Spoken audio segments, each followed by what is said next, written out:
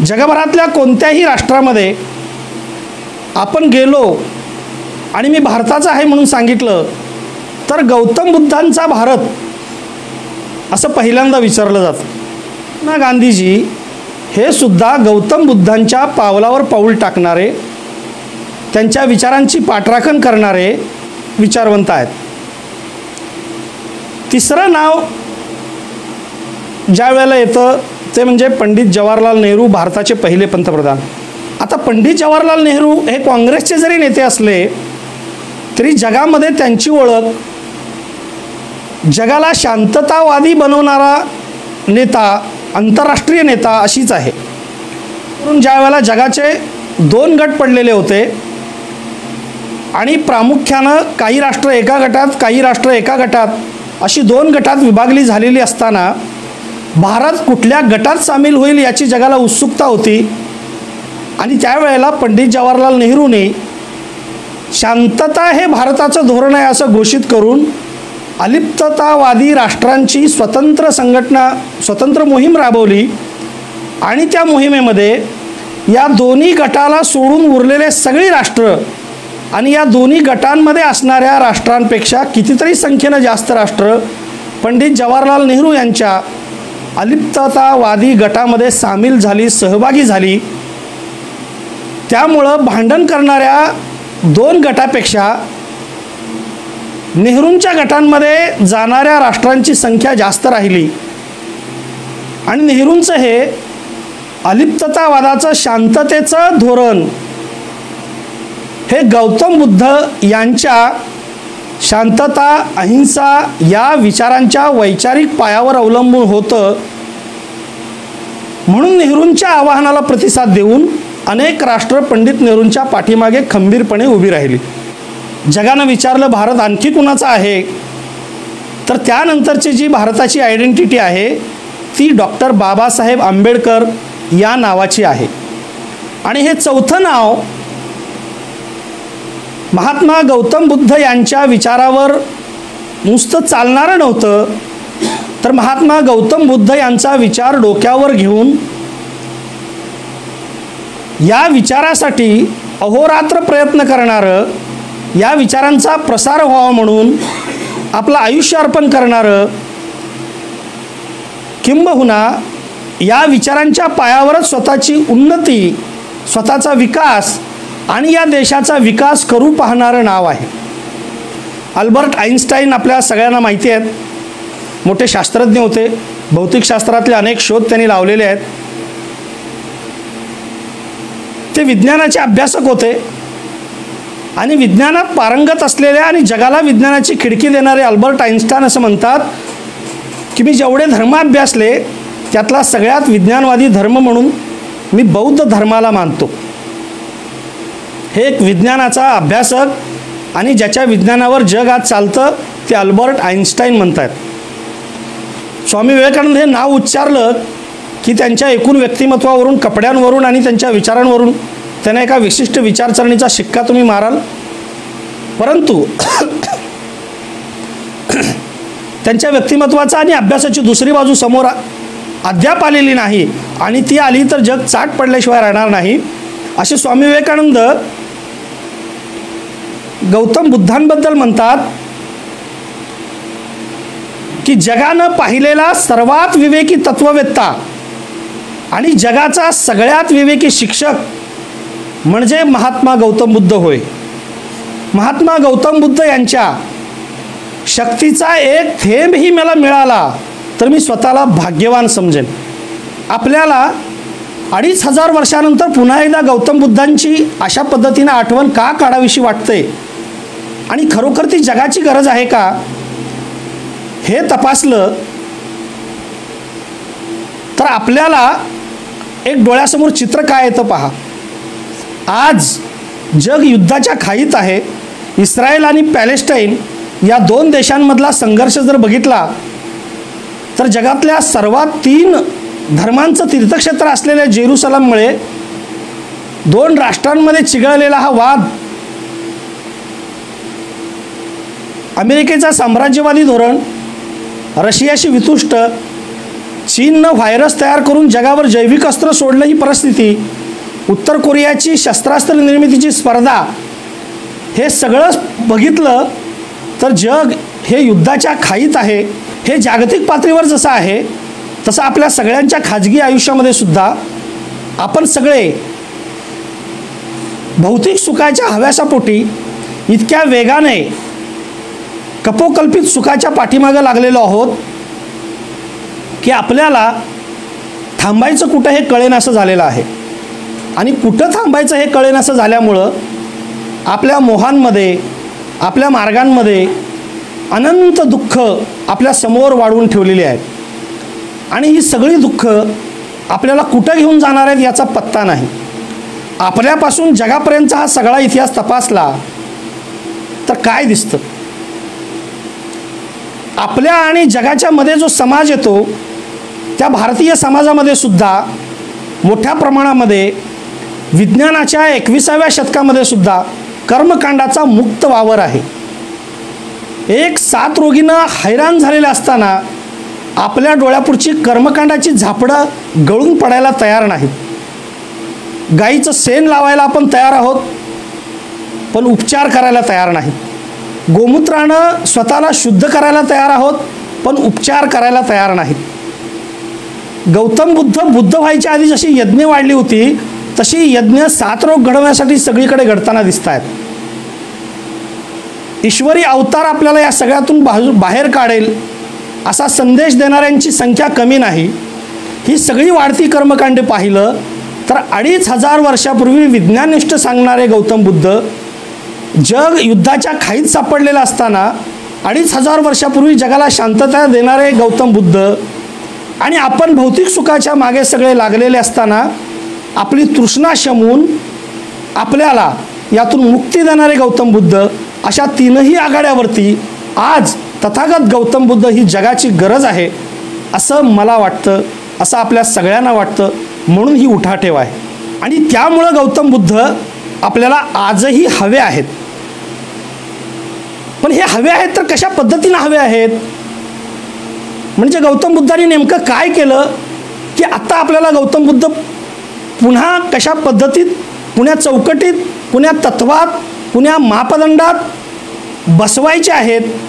हे जर बसवायचं कसं हे आपल्याला ठरवायचं असेल, तथागत गौतम बुद्ध कसे होते हे पहिल्यांदा समजून घ्यावं लागेल. आणि हे समजून घ्यायचं असेल तर गौतम बुद्धाची जीवनी, गौतम बुद्धाची शिकवण याच्यावर आपल्याला नजर मारावी लागेल. गौतम बुद्धांची जीवनी ही सिद्धार्थ, मग गौतम बुद्ध आणि मग तथागत बुद्ध अशा दिशेने निघालेली आहे. गौतम बुद्ध हे राजपुत्र होते, राजाच्या पोटी जन्माला आलेले होते, हे आपल्या सगळ्याला माहिती आहे. यांचा मानवीय दृष्टिकोन त्यांच्या राज्यामध्ये दिसत होता. कपिलवस्तू, कपिल नगरी, राजा सिद्धोधन, आई महामाया यांच्या पोटी जन्मलेले गौतम बुद्ध हे लहानपणापासून मानवीय दृष्टिकोनातून या समाजाकडे बघत होते. त्याच्यामुळे माणसांमध्ये असणारं दुःख त्यांना लहानपणापासून छळत होतं. मग ते आजारपणाचं दुःख आहे, मग ते काही नसण्याचं दुःख आहे, मग ते काही असण्याचं दुःख आहे, मग ते मृत्यूचं दुःख आहे. आणि या सगळ्या दुःखाच्या मुळाशी काय आहे? या सगळ्या दुःखाच्या मुळे कुठं शोधायची? आणि हा जो राज्यकारभार चालू आहे, हे जे राज्य चालू आहे, ह्या राज्यामध्ये सुद्धा दुःख आहे. आणि हे राजा कमी पडत आहेत याचं कारण राजयुद्धखोर आहेत. आणि शाक्य आणि कोलियामध्ये ज्यावेळेला रोहिणी नदीवरून वाद झाला त्यावेळेला महात्मा गौतम बुद्ध शांततेच्या मार्गासाठी हट्ट धरून बसले. हे कबूल होत नव्हतं तर महात्मा गौतम बुद्धांनी ग्रहत्याग केला, आपला राज्यत्याग केला. राज्यत्याग करेपर्यंत ते सिद्धार्थ होते. या सगळ्या मूळच्या मुळाशी काय आहे हे शोधण्यासाठी प्रचलित समाज व्यवस्थेमध्ये हे लोक कसे शोधत होते त्याच मार्गाने ते गेले. त्यांनी उपवास केले, त्यांनी तपास केले, त्यांनी अनेक बुद्धिवंतांना गाठलं, त्यांना प्रश्नोत्तर केली, त्यांच्याची चिकित्सा केली, तपाला बसले. शरीर अस्थिपंजर होईपर्यंत त्यांनी तप केलं, धारणा केली. हे सगळं करत होते त्यावेळेला हा समाज चातुर्वर्ण्याच्या बेगडीत होता. सिद्धार्थ ज्या वर्गातून येत होते तो वर्ग होता क्षत्रिय. क्षत्रियाला तप करण्याचा अधिकार नव्हता. क्षत्रियाला अभ्यास करण्याचा, ज्ञान ग्रहण करण्याचा अधिकार नव्हता. मला वाटतं सिद्धार्थानं केलेलं हे जे बंड आहे ते भारतीय भूमीवरचं व्यवस्थेतलं पहिलं बंड आहे की ज्या बंडानं चातुर्वर्ण व्यवस्थेला सुरुंग लावला, ज्या बंडानं धर्मव्यवस्थेला सुरुंग लावला, ज्या बंडानं समाजानं घालून दिलेल्या मर्यादांना सुरुंग लावला आणि ते पुढे आले. त्यांनी तप करायला बसले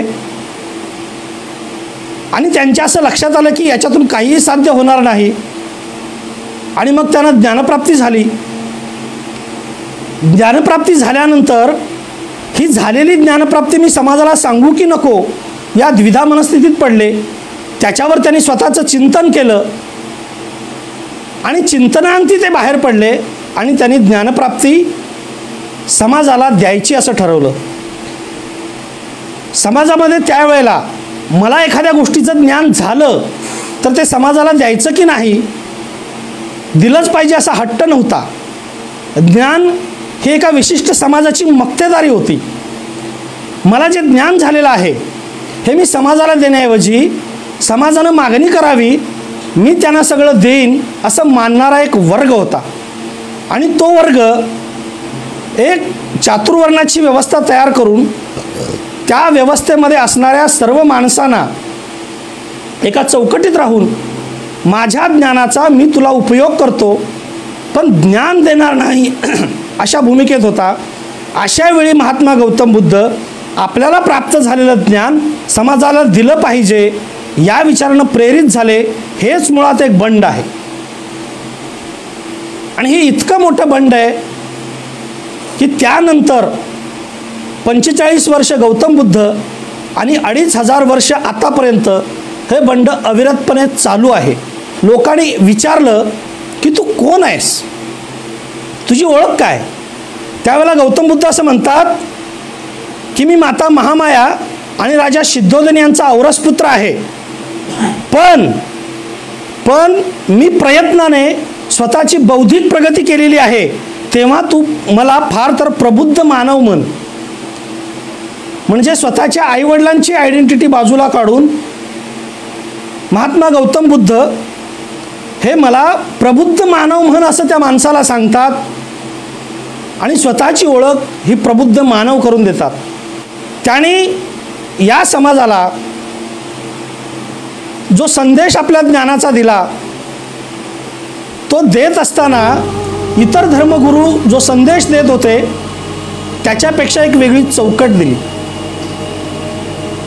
हिंदू धर्माची त्याआधी जी व्यवस्था होती त्यामध्ये जे स्वामी होते, जे जगद्गुरू होते, जे गुरु होते, जे ऋषी होते ते समाजाला आपलं ज्ञान कशा पद्धतीनं समाजानं गेलं पाहिजे हे सांगत होते. परंतु ते बोट करत असताना मी स्वतः प्रेषित आहे, मी स्वतः ईश्वरी अवतार आहे, मी दैवी पुरुष आहे हे आधी सांगायला विसरायचे नाहीत. त्यांनी उलट असं म्हटलं की मी तुमच्यासारखाच एक हाडामासाचा माणूस आहे, माझ्याही अंगात तुमच्यासारखंच रक्त वाहत आहे, माझ्याही डोक्यात तुमच्यासारखाच मेंदू राहतो आहे आणि माझ्या डोक्यामध्ये अथवा माझ्यामध्ये जसं बुद्धत्व आलं तसं बुद्धत्वाचं बीज तुमच्यामध्ये सुद्धा आहे. तुम्ही सुद्धा बुद्ध होऊ शकता. बुद्ध होऊ शकता म्हणजे तुम्ही माझ्यासारखं होऊ शकता. बुद्ध हे एका व्यक्तीचं नाव नाही तर बुद्ध ही ज्ञानाची सर्वोच्च अवस्था आहे. जसा मी ज्ञान प्राप्तीनं बुद्ध झालो तशी बुद्ध होण्याची संधी तुम्हा सगळ्यांना आहे असं सांगणारा जगाच्या इतिहासातला एकमेव धर्मसंस्थापक कोण असेल तर ते महात्मा गौतम बुद्ध आहेत. म्हणून ते इतर धर्मसंस्थापकापेक्षा वेगळे आहेत. सगळ्या धर्मसंस्थापकांनी सांगितलं की माणसाच्या आयुष्यामध्ये दुःख आहे. गौतम बुद्ध असतील आणि सगळ्या धर्माचे जे संस्थापक आहेत त्या सगळ्या संस्थापकांनी वा हिंदू धर्माचं समर्थन करणाऱ्या सगळ्या भगवानाने, ईश्वराने माणसाच्या आयुष्यात दुःख आहे, दुःख हरवलं जाऊ शकतं, हे दोन संदेश दिले. हे दोन संदेश देत असताना सगळ्यांनी सांगितलं एक तिसरं वाक्य. त्यात गौतम बुद्ध सगळ्या धर्मसंस्थापकापेक्षा वेगळं सांगतात, जे कुणीही सांगितलं नव्हतं. सगळे धर्मसंस्थापक सांगतात की माणसाचं आयुष्यात दुःख आहे, दुःख हरवलं जाऊ शकतं, दुःख हटवलं जाऊ शकतं, दुःख नष्ट केलं जाऊ शकतं. परंतु तुम्हाला दुःख नष्ट करायचं असेल तर मी सांगतो तसं करा, मी सांगतो ते करा, आणि मी सांगतो ते अंतिम आहे, मी सांगतो तेच करा. तथागत गौतम बुद्ध इथं मी सांगतो तेच करा असं सांगत नाहीत, तर मी सांगतो परंतु तुमचं तुम्हाला करायचं आहे, तुमचं दुःख तुम्हालाच नष्ट करायचं आहे, तुमचं दुःख तुम्हालाच घालवायचं आहे, तुमचं दुःख तुम्हालाच हटवायचं आहे. हे तिसरं वाक्य वेगळं सांगतात. हे अधिक मानवीय, अधिक विज्ञानिष्ठ, अधिक चिकित्सक आणि संपूर्णतः वेगळे आहेत. ते असं सांगत नाहीत की तुझं दुःख घालवायचं असेल तर मी घालवतो. ते असं सांगत नाहीत तुझं दुःख नष्ट करायचं असेल तर मी नष्ट करतो, माझ्यावर विश्वास ठेव. ते असं सांगत नाहीत तुझं दुःख फक्त मीच नष्ट करतो. ते असं सांगतात की तुझं दुःख तुलाच नष्ट करायचं आहे, मी फक्त मार्ग सांगतो, नष्ट करायचं की नाही हे तू ठरवायचं आहे. ही जबाबदारी तुझी आहे. की पोथीमध्ये लिहिलं आहे म्हणून तुम्ही मानू नका, ग्रंथामध्ये लिहिलं आहे म्हणून तुम्ही मानू नका, तुमच्या गुरुनं सांगितलेलं आहे म्हणून तुम्ही मानू नका, तुमच्या मातापित्यांनी सांगितलेलं आहे म्हणून तुम्ही मानू नका, मी सांगितलं आहे म्हणूनही तुम्ही मानू नका. काय सांगतात गौतम बुद्ध? मी सांगितलं आहे म्हणूनही तुम्ही मानू नका. तुमच्या सदसद विवेक बुद्धीच्या कसोटीवर ते तपासून बघा, ते घासून बघा. तुमच्या विवेकाला पटलं तर माझा विचार ग्रहण करा, अन्यथा सोडून द्या. त्यांनी स्वतःच्या बुद्धिप्रामाण्यवादाला मोठं केलंच, परंतु ज्ञान ग्रहणाची शक्ती नसलेल्या माणसाला, या समाजामध्ये अत्यंत कवडी मोल असलेल्या, या समाजामध्ये धर्माच्या चौकटीत बांधून असलेल्या, चातुर्वर्णाच्या गुलामीत बंद असलेल्या माणसाला सुद्धा तुला बुद्धी आहे आणि त्याच्या कसोटीवर तू माझाच काय, सगळ्यांचा विचार घासून पुसून घे, घासून पुसून बघ असं सांगितलं.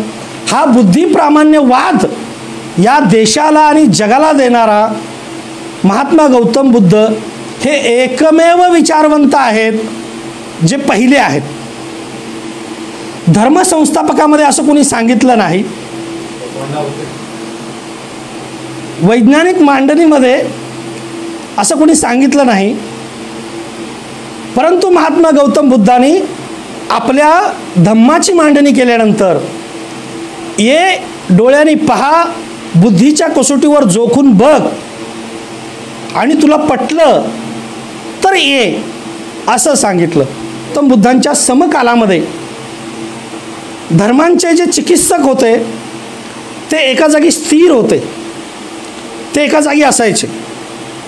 एक जैन धर्म सोडला तर बाकी धर्म संस्थापक जे होते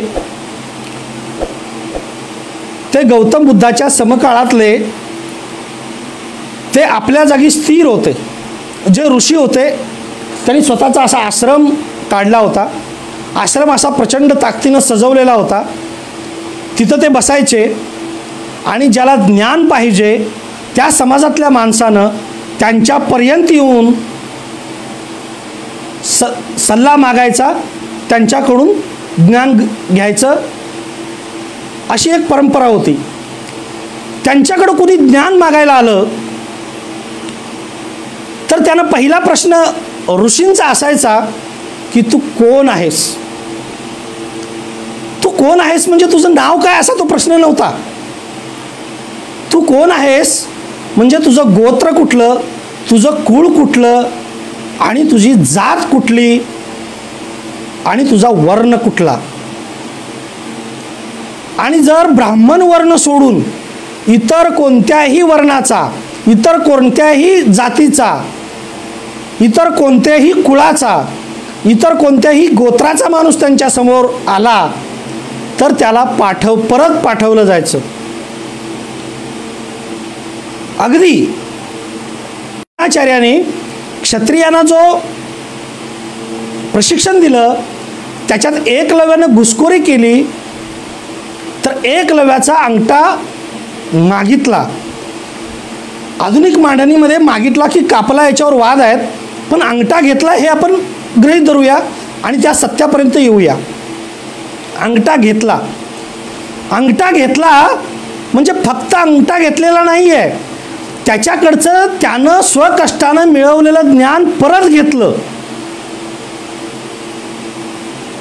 ते एका जागी स्थिर असून ते ज्ञान देताना सुद्धा कुणी ज्ञान ग्रहण केलं तर त्याच्याकडचं ज्ञान परत घेतलं. महात्मा गौतम बुद्ध हे समाजामध्ये स्वतः चारिका करत फिरले आणि ज्ञान देत फिरले, ज्ञान वाटत फिरले. म्हणून गौतम बुद्धांचं महत्त्व आधुनिक काळामध्ये सुद्धा टिकून आहे. गौतम बुद्धाचं एक प्रामुख्यानं वेगळेपण आपल्या सगळ्यांना बघायला मिळेल की जगाच्या इतिहासामध्ये एका माणसानं फक्त आपल्या वाणीनं, आपल्या विचारानं आणि आपल्या मार्गदर्शनानं आपल्या पाठीमागे आपल्या अनुयायांचा जेवढा गोतावळा गोळा केला त्यात महात्मा गौतम बुद्ध हे सर्वाधिक अनुयायी गोळा करणारे धर्मसंस्थापक आहेत, सर्वाधिक अनुयायी गोळा करणारे तथागत आहेत, सर्वाधिक अनुयायांना आपल्या पाठीमागे यायला भाग पाडणारे विचारवंत आहेत. हे इतरांपेक्षा तथागत गौतम बुद्धांचं सगळ्यात मोठं वैशिष्ट्य आहे. त्यांचा धर्म भारतभर सगळीकडे पसरलाच, परंतु जगभर गेला आणि जगातल्या अनेक राष्ट्रांमध्ये जर आज यादी केली तर त्या काळापासून आतापर्यंत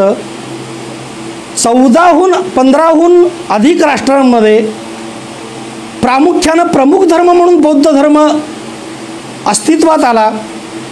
म्हणजे आपल्या विचारांच्या पाठीमागं येणाऱ्या अनुयायांना वाढवण्याची आणि आपल्या वाणीनं, आपल्या विवेक बुद्धीनं आपल्यासोबत माणसं जोडण्यामध्ये महात्मा गौतम बुद्ध हे इतर धर्मसंस्थापकापेक्षा कितीतरी वेगळे आहेत, वेगळे वाटतात आणि ते आपल्याला दिसतात.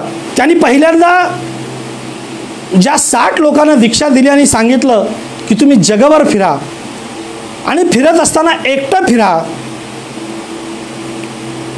आणि एकटं फिरत असताना सुद्धा स्वतःच्या उद्धारासाठी, स्वतःच्या कल्याणासाठी अथवा स्वतःच्या विकासासाठी फिरू नका. बहुजन हिताय, बहुजन सुखाय, लोकानुवंताय, बहुजनाच्या सुखासाठी, बहुजनाच्या हितासाठी आणि लोकाच्या कल्याणासाठी फिरा असा मुख्य उपदेश दिलेला आहे. आज आपल्या भारतीय राज्यघटनेमध्ये डॉक्टर बाबासाहेब आंबेडकरांनी व्यक्ती स्वातंत्र्याचं मोल प्रामुख्यानं मोठ्या हिमतीनं मांडलेलं आहे आणि वैचारिकदृष्ट्या व्यक्ती स्वातंत्र्याचा मुद्दा आज जागतिक पातळीवर सगळ्यात प्रामुख्यानं पहिल्या अजेंड्यावर आहे. फ्रेंच राज्यक्रांतीमध्ये स्वातंत्र्य हा शब्द येण्याच्या कितीतरी वर्ष आधी महात्मा गौतम बुद्धांनी व्यक्ती स्वातंत्र्य म्हणजे समाजातल्या व्यक्तीला स्वातंत्र्य आहे याचा जोरदार पुरस्कार केला. हे स्वातंत्र्य कशाचं? बुद्धाच्या समकाळामध्ये माणसाला प्रश्न विचारण्याचं सुद्धा स्वातंत्र्य नव्हतं, त्याला चिकित्सा करण्याचं सुद्धा स्वातंत्र्य नव्हतं, त्याला धर्मग्रंथ वाचण्याचं सुद्धा स्वातंत्र्य नव्हतं. चिकित्सा करण्याची तर गोष्टच वेगळी आहे. ज्याला धर्मग्रंथ वाचण्याचं स्वातंत्र्य नाही, समाजातल्या बहुसंख्य लोकांना धर्मग्रंथ वाचायचं नाही ही प्रमुख अट होती, तिथं चिकित्सा करणार तरी कशी? 3.5% ब्राह्मण हा वर्ण सोडला तर क्षत्रिय, वैश्य, क्षुद्र आणि अतिक्षुद्राने धर्मग्रंथाबद्दल प्रश्न विचारायचा नाही, धर्माची चिकित्सा करायचं नाही. हे असं का? असं विचारायचंच नाही. म्हणजे त्यांचं व्यक्ती स्वातंत्र्य हे एका चौकटीत कोंडून ठेवलेलं होतं. व्यक्तिशः हे सगळे एका बंदिस्त जेलमध्ये होते आणि त्याला तडा जर कोणी दिला असेल पहिला, तर तो महात्मा गौतम बुद्धाने दिला. त्यांनी आपल्याकडे येणाऱ्या प्रत्येक माणसाला तुझ्या मनामध्ये जे आहे त्यात तो प्रश्न तुम्हाला विचार असा पहिला संदेश दिला. प्रश्न विचारणाऱ्या प्रत्येक माणसाचं त्यांनी स्वागत केलं आणि ते असं म्हणाले की तू प्रश्न विचारतोस हे अतिशय छान करतोस, तू मला प्रश्न विचार. तुला चिकित्सा करण्याचा आणि प्रश्न विचारण्याचा अधिकार आहे. हे या समाजामध्ये गौतम बुद्धांनी पहिल्यांदा ठसवलं. हे व्यक्ती स्वातंत्र्य, हे विचार करण्याचं स्वातंत्र्य आहे. हे व्यक्ती स्वातंत्र्य बोलण्याचं स्वातंत्र्य आहे. हे व्यक्ती स्वातंत्र्य जाब विचारण्याचं स्वातंत्र्य आहे. अनेक लोक गौतम बुद्धांना हे तुम्ही का करताय असा प्रश्न विचारायचे. तुम्हाला जर ज्ञानप्राप्ती झाली असेल तर तुम्ही त्याच्यात खुश राहा. तुम्ही का समाजाला बंडखोर बनवताय असा प्रश्न विचारायचे. अंबटा नावाचा एक युवक महात्मा गौतम बुद्धांना वादविवाद करून हरवण्यासाठी गेला आणि त्याने ज्ञान विसरून, अनुभव विसरून गौतम बुद्धांना अतिशय उर्मट पद्धतीनं प्रश्न विचारून तुम्ही कशाचा पुरस्कार करताय असा प्रश्न विचारला. त्यावेळेला महात्मा गौतम बुद्धाने अतिशय काव्यात्मक पद्धतीनं अंबटाला शांत केलं आणि ही काव्यात्मक पद्धत वापरताना गौतम बुद्ध अंबटाला उद्देशून म्हणतात, अरे अंबटा, घरट्यातील छोटीशी चिमणीसुद्धा आपल्या विचारानं स्वच्छंदपणाने चिवचिव करते.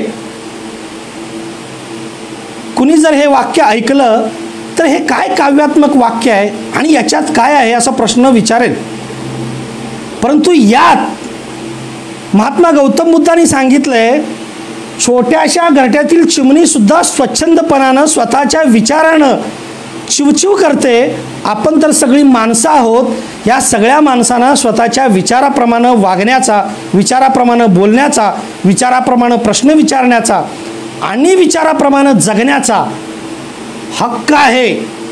जसा चिमणीला हक्क आहे तसा मला आहे आणि या समाजातल्या प्रत्येक माणसाला आहे.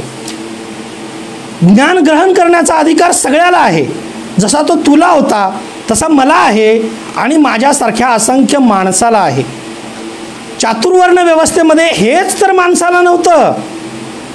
ही व्यवस्था कुणासाठी वाटती? ज्ञान वाटणं, ज्ञान ग्रहण करणं गैर आहे, ज्ञान वाटणं गैर आहे. आणि हाच महात्मा गौतम बुद्धांनी केलेला सगळ्यात मोठा विद्रोह आहे. वर्णव्यवस्थेला सुरुंग लावताना गौतम बुद्धांनी समाजातल्या निम्न स्तरावर असलेल्या क्षुद्र, अतिक्षुद्र, क्षत्रिय आणि वैश्यांना सुद्धा ज्ञान तर दिलंच, परंतु त्यांना धर्मप्रसाराच्या प्रक्रियेमध्ये आणून बौद्ध धर्माच्या प्रसारामध्ये महत्त्वपूर्ण भूमिका, महत्त्वपूर्ण योगदान द्यायला लावलं. हे विसरता कामा नये. याचं उत्तम उदाहरण द्यायचं असेल तर आपल्याला महात्मा गौतम बुद्ध यांचे अनुयायी उपाली यांचं द्यावं लागेल. सिद्धार्थ ज्या वेळेला गौतम बुद्ध झाले त्यावेळेला त्यांच्या राजदरबारातील अनेक शाक्याने, ज्यांनी सिद्धार्थ गौतम बुद्ध यांना हा शाक्य कुळातला नाही, हा शांतीला धरतो आणि युद्धाला विरोध करतो असं सांगून टिंगलटवाळी केलेली होती, त्या सगळ्यांनी पुढे महात्मा गौतम बुद्ध झाल्यानंतर त्यांच्या पाठीमागे येऊन बौद्ध धर्म स्वीकारल्याचं दिसतं. आणि हे स्वीकारत असताना अनेक शाक्य आपल्या एका न्हावी समाजातील उपाली या न्हाव्याला घेऊन ते महात्मा गौतम बुद्धाकडे बुद्ध होण्यासाठी आले. ते ज्यावेळेला महात्मा गौतम बुद्धाकडे बुद्ध होण्यासाठी आले त्यावेळेला आपल्या अंगावरची सगळी भरजरी वस्त्र काढली, आपल्या अंगावरचं सगळं सोनं नाणं बाजूला काढलं, आपल्या अंगावरचे सगळे कपडे बाजूला ठेवले आपल्याजवळ जे जे काही राजदरबारातून आणलेलं होतं ते सगळं बाजूला ठेवलं आणि या उपाली नावाच्या आपल्या न्हाव्याकडे ते सगळं सुपूर्द करून ते त्याला म्हणाले की तुला परत जाण्याचं स्वातंत्र्य आहे, तू हे सगळं घेऊन जाऊ शकतोस. शाक्य कुळातल्या ह्या सगळ्या राजदरबारातील माणसाच्या अंगावरचं सोनं जरी मोजलं असतं तरी उपालीच्या 7 पिढ्या बसून खातील एवढं सोनं नाणं, भरजरी वस्त्रे आणि वस्त्रू उपालीकडे मिळालेल्या होत्या. ते सगळं हातात आल्यानंतर उपालीला प्रश्न पडला की मी एका न्हावी समाजातला अत्यंत हीन कुळातील माणूस आहे आणि मी न्हावी समाजाचा या सगळ्यांची कटिंग दाढी आणि केस दुरुस्त करण्याचं काम करत होतो. ह्या सगळ्यांनी गौतम बुद्ध होण्यासाठी माझ्या हातात हे दिलं, याचा अर्थ मी आज धनवान झालो. हे सगळं घेऊन गेलो तर माझ्या घरचे सगळे खुश होतील, परंतु मी हे घरात घेऊन जाऊ का? गेलो तर मी श्रीमंत होईन, पण हे सगळे श्रीमंतीचा मोह सोडून एका योग्याच्या मागं होऊन हे बुद्ध होत आहेत, बौद्ध होत आहेत, याचा अर्थ तिथं जाऊन ह्या भरजरी वस्त्रांपेक्षा, सोन्या नाण्यापेक्षा ते असं वेगळं उंचीचं काय मिळवत आहेत असा प्रश्न उपालीला पडला. आणि उपालीनं घरी ते सगळं घेऊन न जाण्याचा विचार मनामध्ये आला आणि उपाली थांबले. थांबलेला उपाली आपलं स्वातंत्र्य अबाधित ठेवून मी सुद्धा तुमच्याबरोबर येतो असं शाक्य कुळातल्या सगळ्या त्या सेनानींना म्हणाला. शाक्य कुळ म्हणजे वंशवाद, आमचा वंश त्यावेळेला भारत वंशामध्ये सगळ्यात श्रेष्ठ वंश आहे असं मानणारा वंश होता. आणि गौतम बुद्धासोबत आलेल्या त्या सगळ्या शाक्याने गौतम बुद्धांना विनंती केली की हा जो उपाली आमचा सेवक आहे याला तुम्ही अगोदर दीक्षा द्या आणि मग आम्हाला द्या. याला आधी दीक्षा द्या. याचं कारण असं आहे की हा तुमच्या संघामध्ये आमच्यापेक्षा सिनियर होईल, अग्रक्रमानं मोठा होईल आणि मग आम्हाला त्याची सेवा करावी लागेल.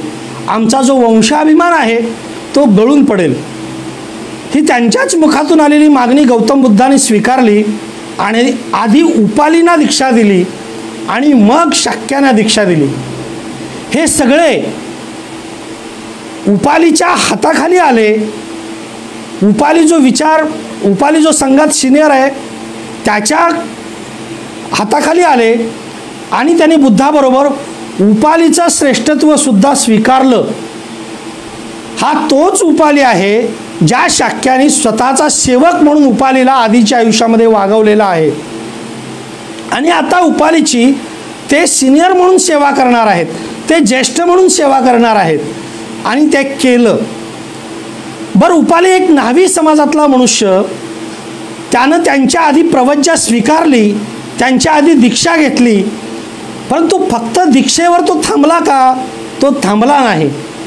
त्यानं या इतर शाक्यापेक्षा जास्त प्रामाणिकपणानं, जास्त सचोटीनं गौतम बुद्धाचे विचार आत्मसात केले, अंगीकारले आणि गौतम बुद्धांचा उत्कृष्ट अनुयायी म्हणून संघामध्ये वावरू लागला.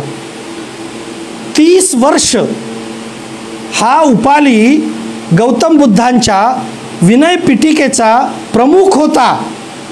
एखाद्या माणसाला विनयपीठाचं प्रमुखपद देतात त्यावेळेला तो फक्त गौतम बुद्धाच्या जवळचा आहे म्हणून देत नाहीत, तो संघात सिनियर आहे म्हणून देत नाहीत, तो आपल्या अधिकाराचा, आपल्या ज्ञानाचा संघाला आणि समाजाला किती ताकदीनं उपयोग करून देतो त्याच्या कसोटीवर तपासलं जातं आणि मगच प्रमुखपद दिलं जातं. म्हणजे गौतम बुद्धांनी मला प्रमुखपद दिलं, परंतु ते 30 वर्ष सांभाळण्याची कुवत स्वतःमध्ये विकसित करून घेणं ही गोष्ट साधी नाही जी उपालीनं साध्य केली. म्हणून उपाली त्यांच्या कसोटीला खरा उतरला, जे इतर शाक्य त्यांच्या कसोटीला खरे उतरण्यास कमी पडले. एखाद्या समाजामध्ये, एखाद्या मागास प्रवर्गामध्ये, एखाद्या मागास जातीमध्ये जन्म आल्यानंतर सुद्धा संधी मिळाल्यानंतर माणूस कुठे पोहोचू शकतो हे उपालीनं दाखवून दिलं. हे तो काळ होता 2500 वर्षापूर्वीचा. नंतर महात्मा गौतम बुद्धाने त्यांच्या मार्गावरून चालत असताना अनेक माणसांना उपालीसारख्या दीक्षा दिलीच. त्याच्यामध्ये चांडाळ समाजातील आहे. एक चांडाळ होता की ज्यानं मोठ्या प्रमाणामध्ये समाजाचं नेतृत्व केलं, संघाचं नेतृत्व केलं, बौद्ध भिक्खू संघाचं नेतृत्व केलं. सुनीत नावाचा एक सफाई कामगार आहे. त्यानं बुद्धांकडून प्रवर्जा घेतल्यानंतर, दीक्षा घेतल्यानंतर संघामध्ये स्वतःचं स्थान मोठं केलं. अशी एक नाही, कोट्यावधी नावं आहेत ज्यांची नावं इतिहासामध्ये लिहिली गेली आहेत. काही नावं ही गाळली गेलेली आहेत, की काहींची नावं नालंदा आणि तक्षशिला या 2 विद्यापीठांचं उद्ध्वस्त करत असताना इतिहासामध्ये नामशेष झालेली आहेत. म्हणजे तत्कालीन समाजव्यवस्थेमध्ये मागास जातीमध्ये जन्मलेला माणूस संधी मिळाल्यानंतर हे समाजामध्ये काय निर्माण करू शकतो, हे गौतम बुद्धांनी विचार देऊन समाजाला, दिशा देऊन समाजाला आणि संधी देऊन समाजापुढे एक आदर्श म्हणून ठेवलेला आहे. अंगुलीमाला एक दरोडेखोर, एक जंगलात राहणारा डाकू आजच्या भाषेत, एक लुटारू आजच्या भाषेत, की ज्याला महात्मा गौतम बुद्धांनी दीक्षा दिली आणि त्याला भिक्खू संघात आणून भिक्खू केलं. भिक्खू कोण? बुद्ध धर्माचा प्रचार जो करतो तो भिक्खू. महात्मा गौतम बुद्धांनी अंगुलीमालाला भिक्खू केल्यानंतर अंगुलीमालानं जंगलाच्या निवासामध्ये ज्या माणसाला लुटलं होतं, जंगलाच्या निवासामध्ये ज्या माणसाला मारलं होतं आणि त्यांच्या हाताची बोटं आपल्या गळ्यामध्ये हार करून अडकवलेली होती, त्यांच्या अनेक नातेवाईकांनी, त्यांच्या आप्तेष्टाने भिक्खू झाल्यानंतर सुद्धा अंगुलीमालाला खूप त्रास दिला. त्याच्या अंगावर दगडं फेकली. अंगुलीमाला ज्या वेळेला भिक्षा मागायला जायचा त्यावेळेला त्याला भिक्षा दिली नाही. हा भिक्खू आज दिसत असला तरी कधी काळी अंगुलीमाल नावाचा लुटारू होता, डाकू होता, खुनी होता. हे समाज विसरायला तयार नव्हता. त्यावेळेला महात्मा गौतम बुद्धांनी अंगुलीमालाला सांगितलं की हे अंगुलीमाला, तू जे केलेलं आहेस पूर्वायुष्यामध्ये, भिक्खू होण्याच्या आधीच्या आयुष्यामध्ये, त्याच्या बदल्यामध्ये या समाजाने तुझा खून जरी केला तरी तो त्याच्यापुढे कमीच आहे. तुला समाजाला जिंकायचं असेल तर आता भिक्खू वेशामध्ये राहावं लागेल आणि भिक्खू होऊन त्यांच्यापुढं पुन्हा पुन्हा जावं लागेल. अंगुलीमाला बुद्धांच्या कसोटीला खरा उतरला आणि अंगुलीमालानं समाजामध्ये त्यांना दगडफेक केल्यानंतर कधीही उलट बोलला नाही, कधीही उलटला नाही. त्यांना भिक्षा नाकारल्यानंतर कधीही उलट बोलला नाही. तो भिक्खू म्हणून आयुष्यभर राहिला आणि आपले आयुष्य भिक्खू संघाला अर्पण केलं. एका लुटारूमध्ये इतक्या मोठ्या पातळीवर परिवर्तन करण्याचं मूल्य महात्मा गौतम बुद्धांच्या विचारामध्ये होतं हे सिद्ध होतं.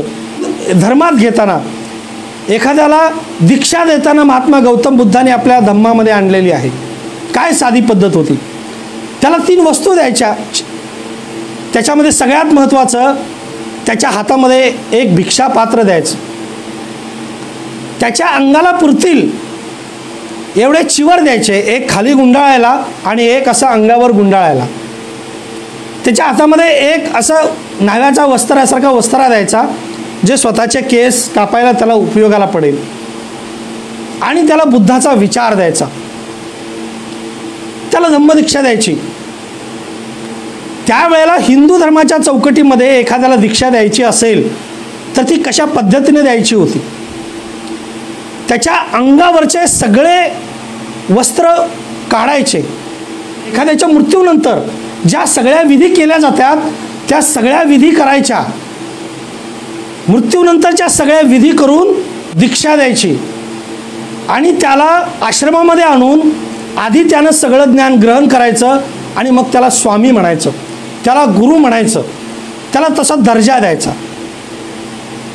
असं काहीही महात्मा गौतम बुद्धांनी दिलेलं नाही. काही लोकांना दीक्षा देताना तर महात्मा गौतम बुद्धांनी फक्त त्याच्याकडे पाहिलं आणि तू संघात ये, बस या एका शब्दावरती दीक्षा दिलेली आहे. त्याला चिवरसुद्धा दिलेलं नाही, त्याला केस लोचन करण्याची वस्तूसुद्धा दिलेली नाही. तू फक्त संघात ये हा एकच शब्द दिला आणि त्याला दीक्षा दिली. आज अनेक धर्मामध्ये आपण धर्म स्वीकारायचा तर त्याच्या प्रचलित दीक्षा देण्याच्या पद्धती बघितल्या तर त्यासुद्धा अवडंबर माजवणाऱ्या आहेत, त्यासुद्धा स्तोम माजवणाऱ्या आहेत. बुद्धाच्या काळामध्ये तर धर्मामध्ये दीक्षा दिल्यानंतर जो माणूस बसायचा तो असं स्वतःचा स्तोम करायचा, आता मला दीक्षा मिळालेली आहे आणि समाजानं येऊन माझी सेवा करायची. समाजानं यायचं आणि माझी सेवा करायची, कारण मी आता समाजाचा मार्गदाता आहे, मी समाजाचा मुक्तिदाता आहे. आणि मी मुक्तिदाता असेल तर तुम्ही सगळ्यांनी माझी सेवा केली पाहिजे. आणि महात्मा गौतम बुद्ध सांगतात की तू संघात ये, तू हे चिवर घे, तू हे भिक्षापात्र घे आणि तू समाजाच्या उत्थानासाठी जा. हा सगळ्यात वेगळा विचार महात्मा गौतम बुद्धांनी स्वतःच्या संघाला, भिक्खूला दिलेला आहे. समाज उद्धारासाठी जायचं तर त्यानं उदरनिर्वाह करायचा म्हणजे काय करायचं. महात्मा गौतम बुद्धांनी जे भिक्षापात्र दिलं होतं ते भिक्षापात्र घ्यायचं, कोणत्याही गावात जायचं, त्या गावामध्ये निवास करायचा, त्यानं बुद्ध तत्त्वज्ञान, धम्माचं तत्त्वज्ञान समजावून सांगायचं. आणि स्वतःचं पोट भरायचं असेल तर एखाद्या घरासमोर जाऊन थांबायचं, भिक्षापात्र पुढं करायचं. त्यांना हाकसुद्धा मारायची नाही, त्यांना बाहेरसुद्धा बोलवायचं नाही. मी तुमच्या दारासमोर थांबलो आहे, मला काहीतरी द्या असं सुद्धा म्हणायचं नाही. फक्त शांतपणे थांबायचं आणि अशा ठिकाणी थांबायचं की घरातल्या माणसाची दृष्टी तुमच्यावर पडेल. थांबल्यानंतर त्यांच्या असं लक्षात येईल की कोणीतरी भिक्षापात्र घेऊन थांबलं आहे, ते बाहेर येतील आणि तुम्हाला तुमच्या भिक्षापात्रामध्ये वाढतील. ते अन्न ग्रहण करायचं, एकाच घरामध्ये जायचं आणि एकाच वेळी खायचं, 2 वेळचं खायचं सुद्धा नाही. आमच्याकडं स्वामी झाले तर त्यांच्या पुढं फळांची आरास येते, त्यांच्या पुढं 56 भोग येतात, त्यांच्या पुढं अशा भोजनाच्या पंक्ती येतात. त्यावेळेला तर बुद्धांच्या काळामध्ये असे यज्ञ बसवले जायचे, यज्ञांमध्ये गाईच्या आहुती दिल्या जायच्या, मांस भक्षण केलं जायचं. या ऋषींसाठी, या गुरूंसाठी, या स्वामींसाठी होता. आणि बुद्ध मात्र वेगळं सांगतात, तुम्ही भिक्षापात्र घ्यायचं आहे, तुम्ही घरासमोर फक्त उभं राहायचं आहे.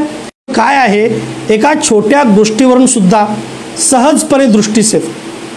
म्हणून महात्मा गौतम बुद्ध जगाच्या इतिहासामध्ये असा संदेश देणारे वेगळे विचारवंत आहेत. बुद्धाने कुणाकुणाला दीक्षा दिली हे जर बघितलं तर फार वेगळं दिसतं. ज्या देवदत्तानं गौतम बुद्ध सिद्धार्थ असताना एका हंसाला मारल्यानंतर हे हंस मी मारलं, माझा आहे असा आग्रह केला, आणि सिद्धार्थानं ह्या हंसाला मी वाचवलं, हा हंस माझा आहे असा आग्रह धरला. आणि ज्या राजपीठासमोर याची सुनावणी झाली त्यात वाचवणारा श्रेष्ठ ठरून सिद्धार्थाकडे बाजू झुकली होती, त्या देवदत्ताला सुद्धा दीक्षा दिलेली आहे.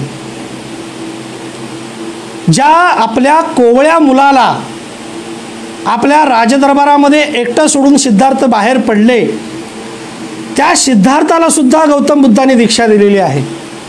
इतकंच काय, आपली महामाया सोडून गेल्यानंतर सिद्धार्थाची दुसरी आई म्हणून जी आई आली, सिद्धार्थाची मावशी, त्या आईला सुद्धा गौतम बुद्धांनी दीक्षा दिलेली आहे. आणि ही दीक्षा दिल्यानंतर सगळ्या अनुयायांना आपण जसं करतो तेच संदेश करायला लावलेले आहेत. आणि महात्मा गौतम बुद्ध हे सुद्धा स्वतःच्या हातामध्ये भिक्षापात्र घेऊन एकाच घरामध्ये भिक्षा मागून तेच अन्न म्हणून ग्रहण करून त्याच गावामध्ये चारिका करत जाऊन धम्मोपदेश केलेला आहे. हिंदू संन्यासी ज्यावेळेला भिक्षा मागायला त्यावेळी जायचे, त्यावेळेला कुणाच्याही दारासमोर उभं राहिल्यानंतर नारायण हरी नारायण हरी असा गजर करायचे. तुम्ही कोणत्याही धर्मामध्ये आत्ताच्याही भिक्षा मागायला जाणाऱ्या माणसांचं बघा, ते कशा पद्धतीने गजर करतात. एवढं सुद्धा स्वातंत्र्य आपल्या भिक्खूला समाजासाठी दिलेलं नाही की भिक्खूंच्या मनामध्ये सुद्धा मी ज्ञानी आहे, मी समाजातला सगळ्यात उच्च आहे याची जाणीव होऊ नये याची खबरदारी महात्मा गौतम बुद्धांनी घेतली. तो दृष्टांत दिला. भिक्खू संघामध्ये कोणत्याही चमत्काराला अजिबात स्थान नव्हतं. त्यांचा जो विचार होता धम्मविचार, तो विवेकाच्या तत्वावर अतिशय घासून पुसून आणि चौकटीमध्ये तयार झालेला होता. तो इतका विवेकवादी होता की त्याच्यात छल नव्हतं, कपट नव्हतं, दुसऱ्याला लुटायची कोणती संधी नव्हती. इतकंच काय, साधा सुद्धा चमत्कार नव्हता. तो फक्त विवेकाचा विचार होता. त्यांच्या संघामध्ये सुद्धा काही लोक असे घुसले की त्यांना असं वाटायचं की आपल्याकडे सिद्धी आहे तर त्या जोरावर आपण चमत्कार केला पाहिजे. अथवा बुद्धांकडे जे लोक यायचे, मला विचार द्याच परंतु काही चमत्कार दाखवा असं म्हणायचे. त्यावेळेला भगवान बुद्ध मी चमत्कार दाखवत नाही असं नम्रपणे नमूद करायचे. आपल्या भिक्खू संघातल्या अनेक माणसांना त्यांनी चमत्कार करू नका आणि चमत्कार म्हणजे दुळफेक आहे असं स्पष्टपणे बजावलेलं होतं. तरीही त्यांच्यातल्या भारद्वाज नावाच्या एका भिक्खूनं चमत्कार केला आणि चमत्कार करून एक चंदनाच्या लाकटामध्ये तयार झालेलं, चंदनाच्या आतल्या गाभ्यामध्ये तयार झालेलं अमूल्य किमतीचं भिक्षापात्र बक्षीस म्हणून मिळवलं. आणि बक्षीस म्हणून मिळवलेलं हे भिक्षापात्र तो भारद्वाज नावाचा भिक्खू गौरवानं मिरवायचा की हे मला माझ्या चमत्कारामुळे मिळालेलं आहे. ही वार्ता बुद्धांच्या कानावर गेली. बुद्धांनी भारद्वाजांना आपल्याकडे बोलावलं. भारद्वाज त्यांच्या पुढ्यात उभे राहिले. बुद्धांनी त्यांना विचारलं की हे तुम्ही कसं मिळवलेलं आहे. भारद्वाजांनी सांगितलं की मी अमुक अमुक चमत्कार केला आणि मला भिक्षापात्र बक्षीस म्हणून मिळालेलं आहे. ते भिक्षापात्र घ्या. आणि भिक्षापात्र आल्यानंतर ते भिक्षापात्र त्यांनी आपल्या सर्व भिक्खूंना सांगितलं की हे तोडा, याचे तुकडे तुकडे करा आणि ते नष्ट करा. हे नष्ट केलं गेलं आणि ते भिक्षापात्र नष्ट केल्यानंतर त्यांनी भारद्वाजाला सांगितलं तू असा चमत्कार करणार असशील तर संघात तुला स्थान नाही आणि संघातून हाकलून दिलं. ज्या ज्या संघातल्या भिक्खूंनी असे चमत्काराचे संदेश दिले त्या सगळ्यांना संघामध्ये कसल्याही पद्धतीचं स्थान नव्हतं.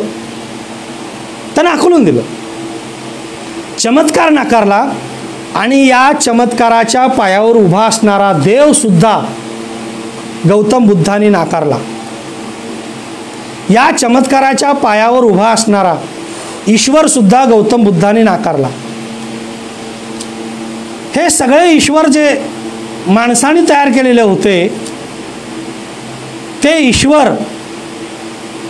अस्तित्वात आहेत की नाही, पण माझ्या बुद्धीच्या कसेटीवर ते टिकत नाहीत असं महात्मा गौतम बुद्धांनी या समाजाला, या भारतवर्षाला आणि जगाला सांगितलं.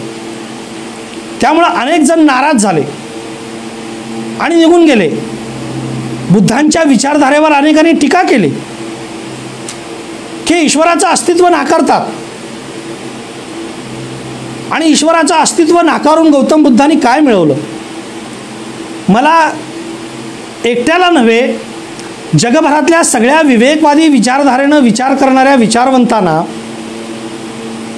आणि विवेकाच्या कसोटीवर धर्म आणि ईश्वर तपासून बघणाऱ्या माणसांना गौतम बुद्धांचा हा विचार बुद्धीच्या कसोटीवरचा पटतो. मग त्यांनी समाजाला काय दिलं? त्यांनी सम्यक दृष्टी दिली. ही दृष्टी इतकी सम्यक होती की त्या सम्यक दृष्टीनं माणसानं स्वतःचं कल्याण करून घ्यायचं. माणसाच्या आयुष्यात दुःख काय आहे? तृष्णेमुळं आहे. तृष्णा शमवता येऊ शकते का? येऊ शकते. कोण शमवतं? तू शमवू शकतो. मार्ग काय? चल मी सांगतो. हे तुम्हाला सांगत असताना एक मला उदाहरण द्यावंसं वाटतं की मी अत्यंत तरुण आहे आणि माझं तारुण्य हे यौवनाच्या उंबरठ्यावरचं आहे.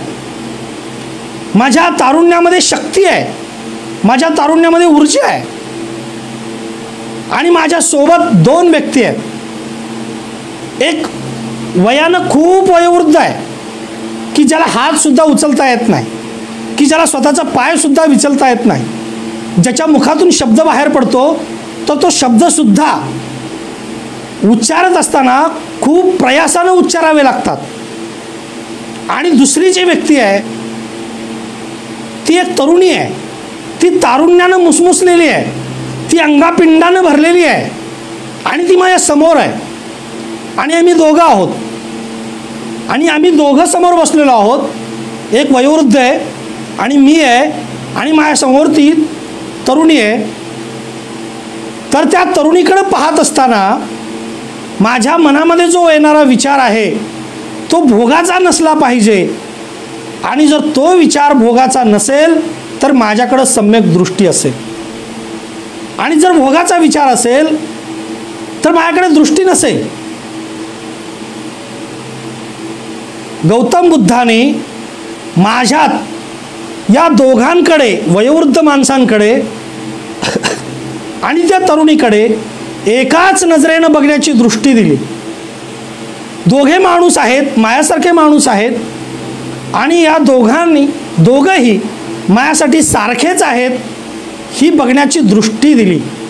म्हणजे माझ्यातली जी ऊर्जा आहे ती सकारात्मक अंगानं बघण्याची दृष्टी दिली आणि माझ्यातलं जे दुःख आहे ते दुःख कमी करण्यासाठी मी माझ्यातली तृष्णा मारू शकतो हा विचार गौतम बुद्धांनी दिला. हे गौतम बुद्धांचं वेगळेपण आहे. जर माझ्यातला माणूस जागा झाला आणि माणूस म्हणून मी बघायला लागलो, माझ्यातल्या सगळ्या धनाच्या ऊर्जा, माझ्यातल्या सगळ्या शक्तीच्या ऊर्जा, माझ्यातल्या सगळ्या चेतनेच्या ऊर्जा याला मी सम्यक दृष्टीनं जर बघायला लागलो तर माझ्यापासून जगाला धोका नाही आणि जगानं हीच दृष्टी स्वीकारली तर यांचा मला धोका नाही. हे साधं तत्वज्ञान बुद्धाने दिलेलं आहे. आता मी माणसांकडे पाहतो त्यावेळेला कुणाला धनाचा अहंकार आहे, कुणाला ज्ञानाचा अहंकार आहे, कुणाला वर्गाचा अहंकार आहे, कुणाला वंशाचा अहंकार आहे, कुणाला पुरुषी असणाऱ्या पुरुषपणाचा अहंकार आहे आणि हे सगळे अहंकार घालवण्याची शक्ती माझ्यात आहे हे मला माहीत नाही आणि असेल तर ती मी उपयोगात आणत नाही. आणि जर मी उपयोगात आणत असेल तर सामाजिकदृष्ट्या समाजामध्ये वावरताना उपयोगात आणतो, पण मी एकांतात, माझ्या एकांतात ती उपयोगात आणेन की नाही याची खात्री नाही. एकांतात सुद्धा उपयोगात आणण्याची शक्ती, आणण्याचा विवेक गौतम बुद्धाने मला दिलेला आहे, आपल्या अनुयायांना दिलेला आहे आणि म्हणून गौतम बुद्ध वेगळे आहेत. आपण ज्या वंशात जन्मतो त्या शाक्य वंशाचा आपल्या मनामध्ये अहंभाव असला नाही पाहिजे. आज जगामध्ये जेवढी भांडणं होतात ती याच्यासाठी तर होतात, धनासाठी होतात, वंशासाठी होतात, आपल्या झालेल्या अपमानाच्या बदल्यासाठी होतात. पण गौतम बुद्धाने हे दिलेलं नाही, हे सांगितलेलं नाही. गौतम बुद्धाकडे त्यांचा एक अनुयायी होता कश्यप नावाचा आणि हा कश्यप नावाचा त्यांचा भिक्खू संघामध्ये झालेला अनुयायी पूर्णत्वाला गेला. पूर्ण कश्यप आणि पूर्ण कश्यप ज्या वेळेला अनुयायी होते त्यावेळेला त्यांची संपूर्ण दीक्षा झाल्यानंतर, त्यांचं अध्ययन झाल्यानंतर गौतम बुद्धांनी त्यांना सांगितलं की तुम्ही काय करा, पूर्ण आता मला सोडा, आता तुम्ही समाजामध्ये जा आणि तुम्ही इथं जे ज्ञान ग्रहण केलेलं आहे ते समाजाला द्या. आता तुम्ही माझ्याजवळ राहण्याची कोणतीही आवश्यकता नाही, कोणतीही गरज नाही. कश्यप म्हणाले मी पात्र झालो आहे का? गौतम बुद्ध म्हणाले तुम्ही पात्र झालेले आहात, आता तुम्ही गेलं पाहिजे. मी कुठं जाऊ? कश्यपांचा हा प्रश्न आल्यानंतर गौतम बुद्ध म्हणाले या सगळ्या दिशा तुमच्या आहेत, ज्या दिशेला जावंसं वाटतं त्या दिशेला जा. कश्यप म्हणाले की मी बिहारमधल्या अमुक भागामध्ये जातो. त्या भागाचं नाव ऐकल्यानंतर गौतम बुद्ध सरकले.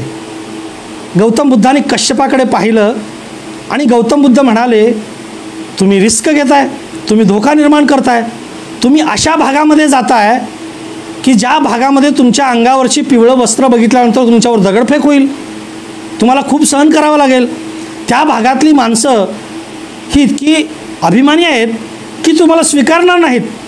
पहिल्यांदाच जात आहे आणि अशा ठिकाणी जात आहे. कश्यप हे बुद्धाच्या सगळ्या कसोटीला आणि अध्ययनाला असे पुरून उतरलेले होते. ते म्हणाले त्यांनी मला शिव्या दिल्या तरी मला काही वाटणार नाही. का? मी असं समजेन त्यांनी मला फक्त शिव्याच दिल्या, त्यांनी मला मारलं नाही. आणि बुद्ध म्हणाले, आणि त्यांनी जर तुम्हाला मारलं तर? कश्यप म्हणाले की त्यांनी जरा मारलं तर मी असं समजेन त्यांनी मला फक्त मारलं, त्यांनी मला जिवे तर मारलं नाही. बुद्ध म्हणाले, आणि समजा त्यांनी तुम्हाला जिवे मारलं तर कश्यप म्हणाले की त्यांनी मला जिवे मारलं तर मी असं समजेन की चला, माझ्या हातून, माझ्या जीवनातून काही चूक होण्याच्या आधीच त्यांनी मला मारलं. बुद्ध हसले. त्यांनी कश्यपाकडे पाहिलं आणि ते कश्यपाला म्हणाले, आता तुम्ही बिनधास्त जा. त्यांनी तुम्हाला मारलं तरी तुम्हाला लागणार नाही, त्यांनी तुम्हाला शिव्या दिल्या तरी तुम्हाला लागणार नाही, आणि त्यांनी तुम्हाला जिवे जरी मारलं तरी तुम्ही मरणार नाही. एवढ्या वैचारिक उंचीवर तुमचं आता आगमन झालेलं आहे. एका अनुयायाला आपल्या जिवे मारण्याचीही भीती वाटणार नाही. इतकं विवेकानं उंचीवर नेणं ही गोष्ट सोपी आहे का? आणि त्यांच्या अध्ययनाखाली तयार झालेल्या अनुयायानं अशा कोणत्याच गोष्टीची भीती बाळगायची नाही. हे एवढ्या उंचीवर स्वतःला घेऊन जाणं ही गोष्ट सोपी आहे का? गौतम बुद्धांच्या वैचारिक प्रभावाचा हाच सगळ्यात मोठा प्रभाव आहे. त्यांनी ते दिलेलं आहे. त्रिशरण दिलं, पंचशील दिलं, आणि त्याच्याबरोबर समाजाकडं निडरपणे बघण्याची ही दृष्टीवाणी दिली. म्हणून गौतम बुद्ध 2500 वर्षानंतर सुद्धा या जगाची गरज आहे. अध्यात्मवादी कमी आणि विज्ञानवादी जास्त असा बुद्ध धर्म आपल्यासमोर गौतम बुद्धाने ठेवलेला आहे. गौतम बुद्धाने वर्षावास सोडला तर आपल्या अनुयायांना चारिका करायला सांगितलं. ही चारिका आयुष्यभर आहे. एका ठिकाणी थांबायचं नाही, समूहानं फिरायचं नाही, एकट्यानं चारिका करायची आहे. आणि ही चारिका करताना लोकांना दुःख निर्मितीचं कारण सांगायचं, धम्म सांगायचा, आणि आपल्या सोबत धम्मतत्वज्ञानाच्या सोबत घ्यायचं आहे. तरीसुद्धा आपण सगळे तथागत गौतम बुद्धाच्या आत्ता प्रेमात आहोत, तसं त्यांच्या काळात सुद्धा अनेक लोक गौतम बुद्धाच्या प्रेमात होते. आणि गौतम बुद्धाच्या प्रेमात पडलेले सगळे बुद्धांच्या देहाच्या प्रेमात होते.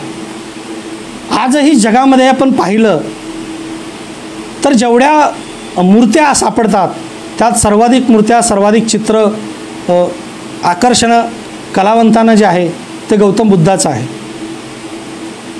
जगभर कोणत्याही देशात जा, त्या देशाच्या कला संस्कृतीचा परिणाम गौतम बुद्धांच्या चित्रांवर, गौतम बुद्धाच्या मूर्त्यांवर पडलेला दिसतो. मूर्ती नाकारलेल्या देशात सुद्धा गौतम बुद्धांच्या भव्य आणि दिव्य अशा मूर्ती आपल्याला बघायला मिळतात. गुहा मिळतात की ज्याच्यामध्ये गौतम बुद्ध साकारलेले आहेत, गौतम बुद्ध चितारलेले आहेत. अनेक चित्रकारांना, मूर्तिकारांना गौतम बुद्धाचं इतकं चित्रण का आहे तर गौतम बुद्धांचं दैहिक प्रेम आहे. मला सुद्धा गौतम बुद्धाचं दैहिक प्रेम आहे. अनेकांना गौतम बुद्धांचा देह मूर्ती स्वरूपामध्ये, चित्र स्वरूपामध्ये बंदिस्त करून तो आपल्या घरामध्ये मांडावासा वाटतो. काही ठिकाणी विहारांमध्ये ठेवलेली मूर्ती ही विचाराचं अनुकरण म्हणून योग्य वाटते.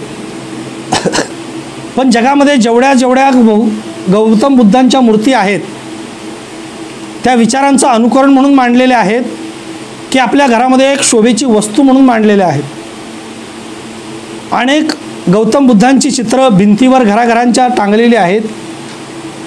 ती गौतम बुद्धाचं अनुकरण करण्यासाठी म्हणून टांगलेले आहेत की गौतम बुद्धांच्या देहाचं, चित्रांचं, सुहास्य वदनाचं प्रदर्शन म्हणून मांडलेले आहेत.